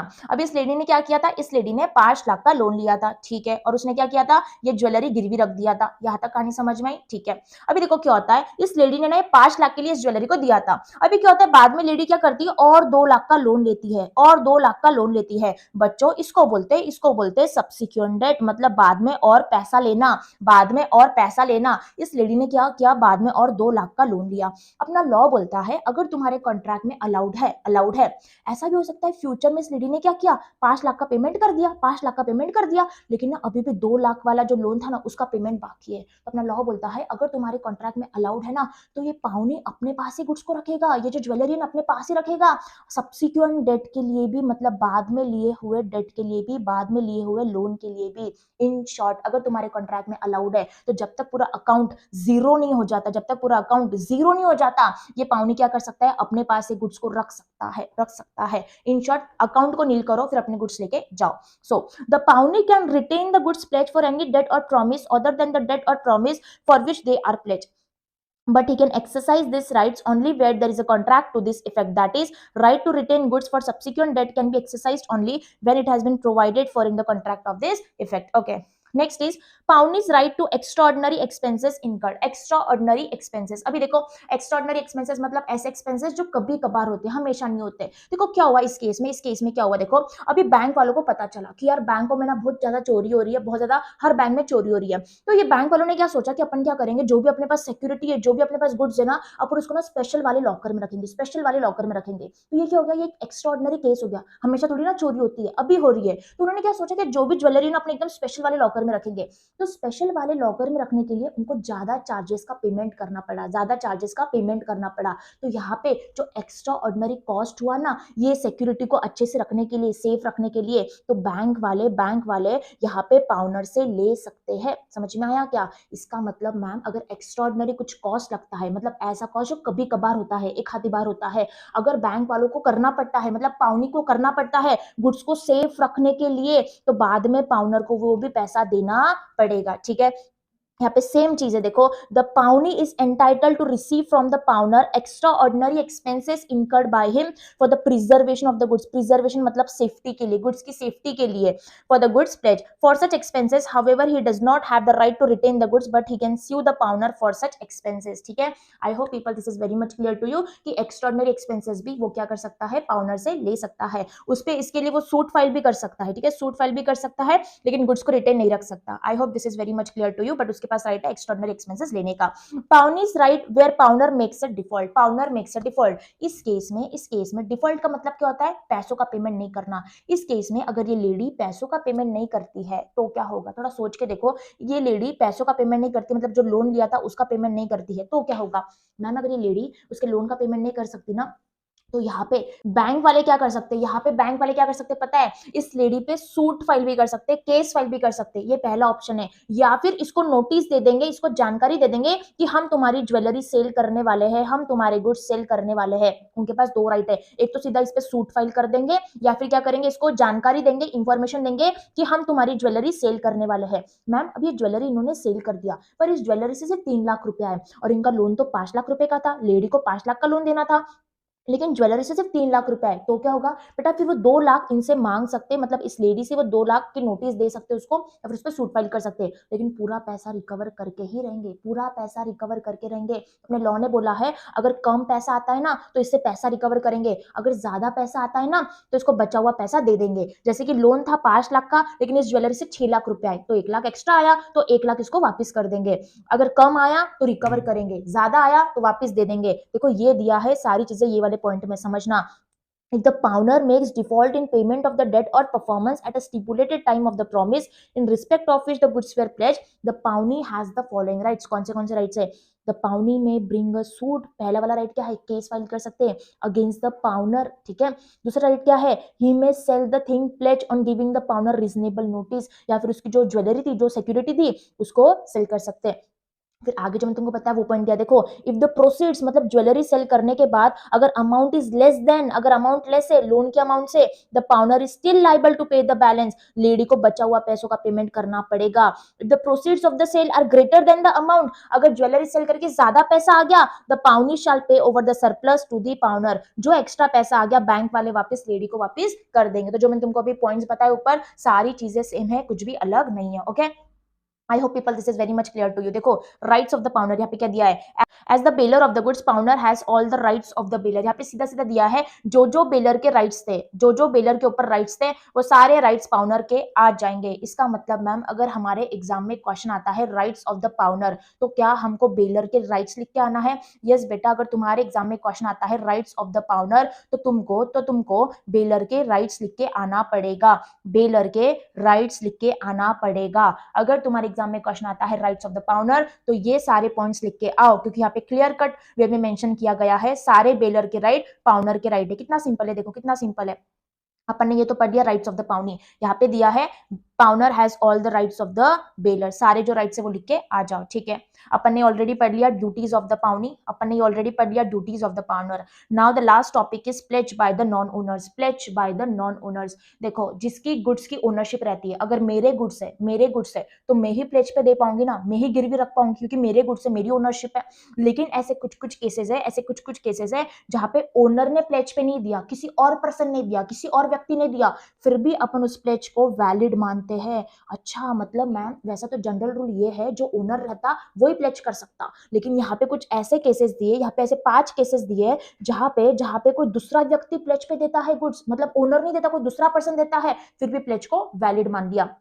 समझना। Pledge by the mercantile agent, mercantile मतलब बिजनेस का एजेंट। ये जो केस है ना फर्स्ट वाला, ये तो बहुत नॉर्मल केस है, हर बिजनेस में ऐसा होता है। देखो ओनर के पास इतना टाइम नहीं रहता, तो जो बिजनेस में जो एजेंट रहता है, एग्जांपल समझो, now he is the owner, ठीक है, ये ओनर है बिजनेस का और ये इसका एजेंट है। एजेंट मतलब क्या है? एजेंट मतलब ये काम करता है ओनर के लिए, उसका पूरा बिजनेस संभालता है, that is a agent, that is a mercantile agent. अपना लॉ बोलता है, देखो, अगर एजेंट ने ओनर के गुड्स, अगर एजेंट ने ओनर के गुड्स प्लेज पे रख दिया, मतलब गिरवी रख दिया, ठीक है, गिरवी क्यों रखा? बिजनेस में लोन के लिए, हो सकता है बिजनेस में पैसों की जरूरत है, बिजनेस में लोन की जरूरत है, तो अगर एजेंट ने बैंक वालों के पास, अगर एजेंट ने बैंक वालों के पास गुड्स को गिरवी रख दिया, प्लेज पे रख दिया, किसके गुड्स? ओनर के गुड्स, फिर भी ये जो प्लेज है वो वैलिड बन जाएगा। देखो ओनर ने प्लेज पे नहीं रखा, एजेंट ने प्लेज पे रखा, एजेंट ने प्लेज पे रखा, मतलब बाय नॉन ओनर्स हो गया, फिर भी ये प्लेज वैलिड माना जाएगा। बस एक कंडीशन है, क्या कंडीशन है? जो गुड्स इसने प्लेज पे रखा ना ये बैंक वालों के पास, वो गुड्स ना खुद ओनर ने इसको देना चाहिए, उसकी परमिशन से आना चाहिए, उसकी कंसेंट से आना चाहिए। सिंपल सी भाषा में, अगर ये एजेंट ने चुरा के गुड्स लिए, ओनर से चुराए गुड्स और फिर प्लेज पे दिए, फिर वो वैलिड नहीं होगा। लेकिन उसने चुराया वगैरह नहीं, इसकी कंसेंट से आया, इसकी परमिशन से एजेंट के पास गुड्स आए, फिर एजेंट ने आगे जाके बैंक वालों के पास दिया, तो वैलिड माना जाएगा। तो सेम चीज यहाँ पे दी है, सेम चीज यहाँ पे दी है, देखो, a mercantile agent who is in the possession of the goods or document of title with the consent of the owner can pledge them while acting in the ordinary course of business as a mercantile agent. Such pledge shall be valid if it were made with the authority of the owner of the goods, provided पावनी acted in good faith and has no notice that पावनर has no authority to pledge। ठीक है, जो पावनी है उसने good faith में वो सारे गुड्स ले लिए, उसको पता ही नहीं था कि एजेंट को अलाउड है कि नहीं है, उससे कोई फर्क नहीं पड़ता। लेकिन यहाँ पे एक चीज बहुत इंपॉर्टेंट है, क्या चीज इंपॉर्टेंट है? Pledge shall be valid as if they are made with the authority of the owner of the goods, मतलब ओनर की अथॉरिटी से गुड्स आने चाहिए, ओनर की अथॉरिटी से गुड्स आने चाहिए, दिस इज इंपॉर्टेंट कंडीशन।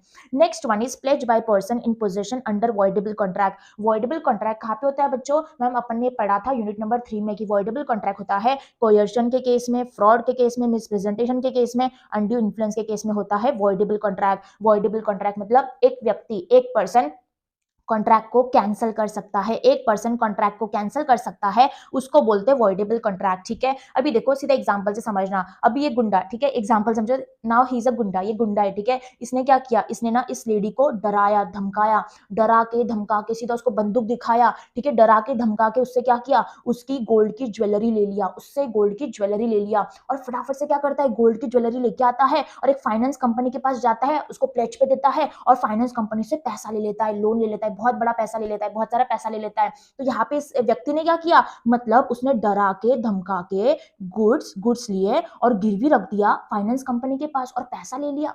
अपना लॉ बोलता है even this is a valid pledge, even this is a valid pledge. Ma'am ऐसे कैसे? ये तो गलत है ना बेटा, ये गलत तो है, लेकिन देखो और एक चीज क्या है, अपना लॉ बोलता है ये वैलिड प्लेज तब माना जाएगा, तब माना जाएगा अगर इस लेडी ने कॉन्ट्रैक्ट कैंसिल करने से पहले, कॉन्ट्रैक्ट कैंसिल करने से पहले इसने प्लेज किया है। तो हमेशा वॉइडेबल कॉन्ट्रैक्ट में एक पार्टी के पास राइट रहता है कॉन्ट्रैक्ट कैंसिल करने का। अब ये डर गई, इसने फटाफट से आवाज नहीं उठाई, इसने फटाफट से कॉन्ट्रैक्ट को कैंसिल नहीं किया, कुछ सूट फाइन नहीं किया, वो पुलिस के पास नहीं गया, इसने कुछ एक्शन नहीं लिया। अगर ये कुछ एक्शन नहीं ले पाई ना फटाफट से और इसके पहले इसने प्लेज कर दिया ना, फिर प्लेज वैलिड हो जाएगा। ठीक है, I hope this is very much clear to you. एक ही चीज है, एक ही चीज है कि इसने कॉन्ट्रैक्ट कैंसिल करने से पहले अगर इसने प्लेज कर दिया तो प्लेज वैलिड हो जाएगा। लेकिन मैम अगर इसने कॉन्ट्रैक्ट कैंसिल कर दिया फटाफट से, फिर प्लेज वैलिड नहीं होगा। यहाँ पे देखो सेम चीज दी है, when the pawner has obtained possession of the goods pledged by him under a contract voidable due to fraud, coercion, misrepresentation and influence, but the contract has not been reinstated, very important line, but the contract has not been reinstated मतलब contract अभी तक cancel नहीं हुआ है। The pawnee acquires a good title of the goods provided he act in the good faith and without notice of the pawner's defect in title। यहाँ पे अगर contract cancel करने के पहले इस गुंडे ने क्या किया? यहाँ पे ज्वेलरी को प्लेज कर दिया फाइनेंस कंपनी के पास और फाइनेंस कंपनी को ऐसे कुछ भी जानकारी नहीं थी कि इसने डरा के धमका के ये गुड्स लिया है। अगर उनको जानकारी नहीं थी so pledge will be valid. Okay, I hope people this is very much clear to you. Next is pledge where pawnor has only limited interest. Limited interest का मतलब होता है तुम्हारी खुद की ओनरशिप नहीं है, तुम्हारी खुद की ओनरशिप नहीं है, तुम्हारे पास खुद लिमिटेड इंटरेस्ट है, लिमिटेड ओनरशिप है। मैम इसका मतलब क्या है? यहाँ पे इस व्यक्ति के पास ये बाइक थी, इस व्यक्ति के पास ये बाइक थी, ठीक है, ये बाइक इसकी खुद की बाइक नहीं है, इसका खुद का ओनरशिप नहीं है इस बाइक पे। ठीक है, मतलब क्या है? लिमिटेड इंटरेस्ट है, लिमिटेड इंटरेस्ट है। अगर इस व्यक्ति की ये खुद की बाइक नहीं थी फिर भी अगर ये सामने वाले को प्लेज पे दे देता है तो क्या होगा? अभी मैम लिमिटेड इंटरेस्ट वर्ड क्यों यूज किया है? इसकी खुद की ओनरशिप नहीं, मतलब हो सकता है कि इसका जो ईएमआई इसने लोन पे लिया था, ये गाड़ी अभी तक पूरा ईएमआई का पेमेंट नहीं किया, इसने पूरे लोन का पेमेंट नहीं किया, इसने किसी से पैसा लिया था, किसी को अभी तक पूरे पैसे दिए नहीं। इन शॉर्ट ये बाइक अभी तक पूरी तरीके से इसकी बाइक नहीं हुई, उसको बोलते हैं लिमिटेड इंटरेस्ट। एग्जाम्पल समझ के चलो, एग्जाम्पल समझ के चलो कि ये बाइक ना इसने 3 लाख का लोन लिया था इस बाइक को खरीदने के लिए, बहुत अच्छी बात है। इसमें से इसने क्या किया, 1 लाख का लोन ऑलरेडी पेमेंट कर दिया, ठीक है, लेकिन अभी भी 2 लाख का लोन का पेमेंट करना बाकी है। मतलब अभी तक यार ये बाइक अभी तक इसकी हुई नहीं, पूरा ओनरशिप इसके पास आई नहीं, इसके पास क्या है, लिमिटेड इंटरेस्ट है, क्योंकि इसने सिर्फ 1 लाख का पेमेंट किया। अपना लॉ बोलता है जो बाइक अभी तक इसकी खुद की नहीं हुई, खुद का वो ओनर नहीं है उस बाइक का, वो क्या करता है, आगे प्लेज पे दे देता है, आगे प्लेज पे दे देता है, तो प्लेज वैलिड रहेगा, लेकिन वो लिमिटेड इंटरेस्ट के लिए। इसने कितने का पेमेंट किया, इसने 1 लाख का पेमेंट किया, तो 1 लाख रुपए के लिए ये प्लेज वैलिड हो जाएगा। लेकिन जो पैसों का पेमेंट इसने अभी तक नहीं किया, उसके लिए ये प्लेज वैलिड नहीं रहेगा। मतलब प्लेज की जो अमाउंट है 1 लाख के लिए वैलिड रहेगी, 1 लाख के लिए प्लेज वैलिड रहेगा, उसके ऊपर नहीं रहेगा। समझ में आ गया? पहली बात तो समझो, लिमिटेड इंटरेस्ट मतलब खुद की ओनरशिप नहीं है, खुद की ओनरशिप नहीं है। हो सकता है कि ईएमआई पेंडिंग है, हो सकता है कि लोन पेंडिंग है, कुछ पैसा पेंडिंग है देने का, उसको बोलते हैं लिमिटेड इंटरेस्ट। जैसे कि इस व्यक्ति ने बाइक तो खरीदा था 3 लाख का लोन लेके, लेकिन अभी 3 लाख में से सिर्फ 1 लाख का पेमेंट किया, उसने 2 लाख का पेमेंट बाकी है। अपना लॉ बोलता है तुमने 1 लाख का पेमेंट किया ना, बहुत अच्छी बात है, तो तुम्हारा प्लेज सिर्फ वैलिड रहेगा 1 लाख के लिए, सिर्फ 1 लाख के लिए प्लेज वैलिड रहेगा, उसके ऊपर नहीं रहेगा। ठीक है, I hope people this is very much clear to you. ठीक है बेटा, मैं थोड़ा फास्ट वे में समझा रही हूँ, मुझे पता है, लेकिन अपने को कम से कम टाइम में, अगर अभी तुम्हारे एग्जाम के लिए 10 दिन बाकी है, एवरेज समझ के चलो 10 दिन बाकी है, तो ऐसे टाइम पे जो स्पीड से मैं जा रही हूँ वो एकदम नॉर्मल स्पीड है, और डिटेल में जाऊंगी तो आपका बहुत टाइम चले जाएगा, और बहुत फास्ट भी नहीं जा रही हूँ, बहुत ज्यादा स्लो भी नहीं जा रही हूँ। ठीक है, I hope but you are getting everything. Okay, I am just making this lecture effective for you. ठीक है, where a person pledges goods in which he has only limited interest, that is a pawner is not the absolute owner of the goods, the pledge is valid to the extent of that interest। यहाँ पे क्या दिया है, pledge is valid to the extent of that interest, मतलब अपने case में कितने के लिए, 1 लाख के लिए वैलिड हो जाएगा। ठीक है, pledge by co-owner in the possession, co-owner मतलब जब दो या दो से ज्यादा व्यक्ति एक साथ ओन करते गुड्स को, उसको बोलते हैं को-ओनर। ये कार है, ये कार है, ठीक है, ये 3 भाई मिलके ओन करते, ये 3 भाई मिलके ओन करते, इनको क्या बोलेंगे अपन, इनको अपन को-ओनर बोलेंगे, को-ओनर बोलेंगे। तो यहाँ पे बोला गया है प्लेज बाय को owner in the possession. Ma'am इसका मतलब क्या है, 3 भाई मिलके इस कार को ओन करते थे, मतलब ये तीनों क्या थे, को-ओनर थे। ठीक है, अब ये दोनों भाई ने बोला ये वाले भाई को, ठीक है, ये वाले भाई को बोला, ये सबसे बड़ा भाई समझ के चलो, ये सबसे बड़ा भाई है। ठीक है, बाकी के दो भाई बोलते कि भैया ये जो कार है ना आपके पास रखो, ये जो कार है ना आपके पास रखो, आपके पोजेशन में रखो, आपके पास रखो, आप इसको चलाना। मतलब दोनों की कंसेंट से ये कार किसके पास है, ये कार बड़े वाले भाई के पास है, बड़े वाले भाई के पास है। अपना लॉ बोलता है अगर बाकी को ओनर की परमिशन से अगर किसी के पास कार आती है, ठीक है, कोई भी गुड्स आता है और वो प्लेज पे देता है तो प्लेज वैलिड हो जाएगा। इससे फर्क ही नहीं पड़ता कि बड़े भाई ने इसकी और इसकी परमिशन नहीं लिया था, इसको बताया नहीं था। अपना लॉ बोलता है उससे फर्क नहीं पड़ता, ये कार जो इसके पास है, मतलब जो गुड्स इसके पास है, क्या तुम्हारी परमिशन से आए, ये बोलेंगे हाँ, हमने ही बोला था भाई को कि आपके पास उस कार को रखो। लॉ बोलेगा बस अगर तुमने खुद कार दिया था, पोजेशन तुमने खुद दिया था, तो प्लेज वैलिड हो जाएगा। हमको इससे बाद में फर्क ही नहीं पड़ता इसने तुमको बताया था कि नहीं बताया था, प्लेज पे रख दिया, कोई फर्क नहीं पड़ता, हमारा प्लेज तो वैलिड हो जाएगा। अगर कार तुमने इसको खुद दिया था, मतलब गुड्स तुमने खुद दिया था, तो प्लेज वैलिड हो जाएगा। ओके, इनको बस एक ही चीज चाहिए, इन्होंने खुद कंसेंट दिया था, फिर प्लेज वैलिड हो जाएगा। तब देखो सेम चीज दी है, where the goods are owned by many person, यहाँ पे 3 भाई थे, with the consent of other owners the goods are left in the possession of the one of the co-owners। यहाँ पे बड़े भाई के पास थे goods, such a co-owner may make a valid pledge for the goods in his possession। Okay, pledge by seller और buyer in possession. अब इसको समझना, ठीक है, एक एग्जांपल से समझाऊंगी। देखो सेलर और बायर दोनों में सेम ही एग्जांपल आ जाएगा कहीं ना कहीं, सिर्फ पॉइंट ऑफ व्यू चेंज किया है। अभी समझना, अब ये सेलर है, ये बायर है, ठीक है, ये सेलर है, ये बायर है। अभी सेलर ने क्या किया, गुड्स मतलब गुड्स, ये ज्वेलरी सेल कर दिया इस बायर को, ठीक है, सेलर ने गुड्स सेल कर दिया इस बायर को, लेकिन अभी तक ना गुड्स की डिलीवरी नहीं हुई। बायर बोलता है कि सेलर मैं कल आऊंगा इसकी डिलीवरी लेने के लिए। ठीक है, तो देखो सेल का कॉन्ट्रैक्ट तो हो चुका है, सेल का कॉन्ट्रैक्ट हो चुका है, लेकिन अभी भी डिलीवरी पेंडिंग है। ये गुड्स किसके पास है, सेलर के पास है। अपना लॉ बोलता है सेल का कॉन्ट्रैक्ट होने के बाद भी अगर गुड्स पोजेशन में है सेलर के, गुड्स सेलर के पास ही है, ठीक है, एग्जांपल बता रही हूँ, सेलर के पास ही है, और सेलर ने क्या किया, इस गुड्स को गिरवी रख दिया, प्लेज पे रख दिया किसी और के पास, एग्जांपल बैंक वालों के पास या फिर कोई और पर्सन के पास पैसा लेने के लिए, प्लेज पे रख दिया, गिरवी रख दिया।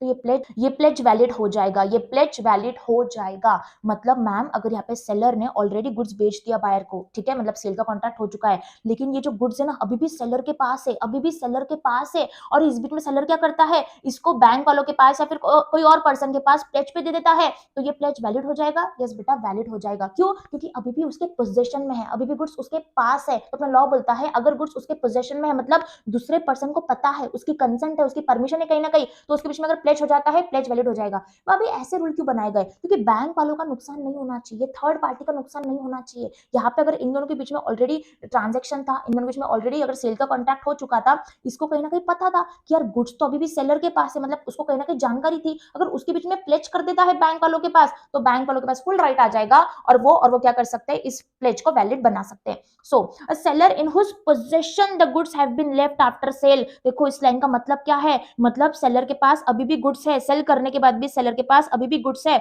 और the buyer who with the consent of the seller obtains possession of the goods before sale can make a valid pledge provided the pawnee acts in a good faith and he has no knowledge of the defect of the title of the pawner। यहाँ पे bank वालों को नहीं पता था कि यार ये सेलर ऐसी हरकतें कर रहा है, मतलब सेल करने के बाद मुझे प्लेज पे दे रहा है। अगर उनको कोई भी जानकारी नहीं थी तो ये प्लेज वैलिड हो जाएगा। Okay, I hope people this is very much clear to you. तुमको पूरा यूनिट समझ में आ चुका है, मैंने काफी लिंकिंग की है सारे पॉइंट्स में, और ये वाले यूनिट में ना स्पेसिफिकली बहुत पॉइंट रिपीटेड है।